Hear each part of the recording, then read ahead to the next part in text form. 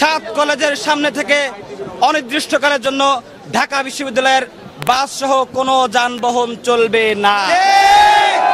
এই হামলার সাথে যারা জড়িত, দায়িত্বরত থানার ওসি, এসি সহ এই হামলার সাথে যারা জড়িত আছে তাদেরকে আগামী 24 ঘন্টার মধ্যে প্রত্যাহার করে বিভাগীয় ব্যবস্থা নিতে হবে। আমাদের আরেকটি দাবি হচ্ছে, এই যে ঢাকা বিশ্ববিদ্যালয় সাত কলেজ শিক্ষার্থীদেরকে মুখোমুখি অবস্থানে নিয়ে এসেছে, এর সম্পূর্ণ দায়ভার ঢাকা বিশ্ববিদ্যালয়ের প্রভিসির।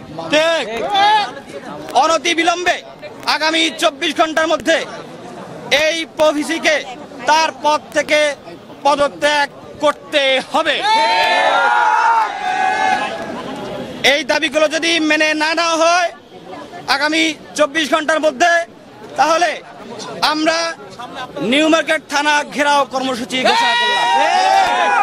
সেই সাথে ঢাকা বিশ্ববিদ্যালয় প্রশাসন যদি প্রভিসির বিরুদ্ধে আমাদের দাবি মেনে না নেয় এবং তারা যদি আমাদের সাথে ঢাকা কলেজের শিক্ষার্থীদের কাছে ক্ষমা প্রার্থনা না করে, তাহলে ঢাকা কলেজ সহ সাত কলেজের সামনে থেকে অনির্দিষ্টকালের জন্য ঢাকা বিশ্ববিদ্যালয়ের বাস সহ কোনো যানবাহন চলবে না। আমাদের পরবর্তী কর্মসূচি হচ্ছে, যদি এই দাবিগুলো মেনে না নেওয়া হয় আগামী 24 ঘন্টার মধ্যে, তাহলে আমরা থানা ঘেরাও কর্মসূচি পালন করব এবং শান্তিপূর্ণভাবে আমরা ঢাকা কলেজ সহ সাত কলেজের সামনে থেকে ঢাকা বিশ্ববিদ্যালয়ের কোনো বাস যেতে দিব না। আমরা প্রত্যাশা করছি এই 24 ঘন্টার মধ্যে সরকার কর্তৃপক্ষ তারা আমাদের সাথে যোগাযোগ করবে, বিষয়টা অফিসিয়ালি মিটমাট করবে।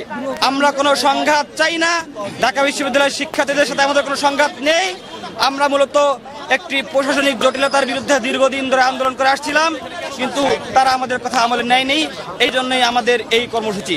দীর্ঘদিন যারা যৌক্তিক একটা দাবি নিয়ে আন্দোলন করে আসছিল অধিভুক্তি বাতিলের জন্য, এরই পরিপ্রেক্ষিতে গতকালকে সাত কলেজের শিক্ষার্থীরা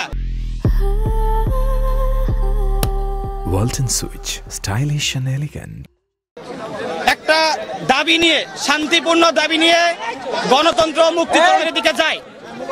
এরপরে সেখানে তারা শান্তিপূর্ণভাবে অবস্থান করে। ঢাকা কলেজ সহ সাত কলেজের একজন শিক্ষার্থীও গণতন্ত্র মুক্তি তরণ পার হয় নাই। কিন্তু ঢাকা বিশ্ববিদ্যালয়ের শিক্ষার্থীরা সম্পূর্ণ পরিকল্পিতভাবে তারা ঢাকা কলেজের শিক্ষার্থীদের উপরে অস্ত্র শস্ত্র নিয়ে, লাঠি সোটা নিয়ে তারা হামলা চালিয়েছে। আমরা এই সশস্ত্র হামলার তীব্র নিন্দা এবং প্রতিবাদ জানাচ্ছি। আপনারা আজকে সকালে দেখেছেন, এরই পরিপ্রেক্ষিতে এই বিষয়টার একটা শান্তিপূর্ণ সমাধানের লক্ষ্যে আমরা সকালবেলা একটা সংবাদ সম্মেলন করেছিলাম। সেখানে আমরা 6 দফা দাবি উপস্থাপন করেছিলাম।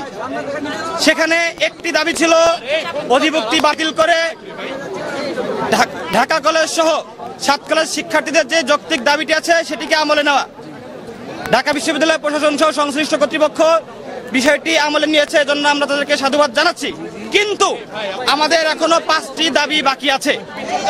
এই দাবিগুলো মেনে নেওয়ার জন্য এখনো কোনো প্রক্রিয়া কর্তৃপক্ষের পক্ষ থেকে অনুসরণ করা হয়নি। আমাদের গুরুত্বপূর্ণ দাবিগুলোর মধ্যে রয়েছে, গতকালকে ঢাকা বিশ্ববিদ্যালয়ের শিক্ষার্থীরা আমাদের ইডেন কলেজ, বদরুন্নেসা কলেজের সহ সাত কলেজের নারী শিক্ষার্থীদের নিয়ে কুরুচিপূর্ণ মন্তব্য করেছে, অশালীন অঙ্গভঙ্গি করেছে। এই দায় নিয়ে ঢাকা বিশ্ববিদ্যালয় কর্তৃপক্ষকে অবিলম্বে ক্ষমা প্রার্থনা করতে হবে। এরপরে আমাদের আরেকটি দাবি হচ্ছে, গতকালকে আমাদের ঢাকা কলেজের শিক্ষার্থী রাকিবকে নির্মমভাবে পিটিয়ে তাকে আহত করেছে, হত্যার উদ্দেশ্যে তাকে পিটিয়ে আহত করেছে নিউ মার্কেট থানা পুলিশ।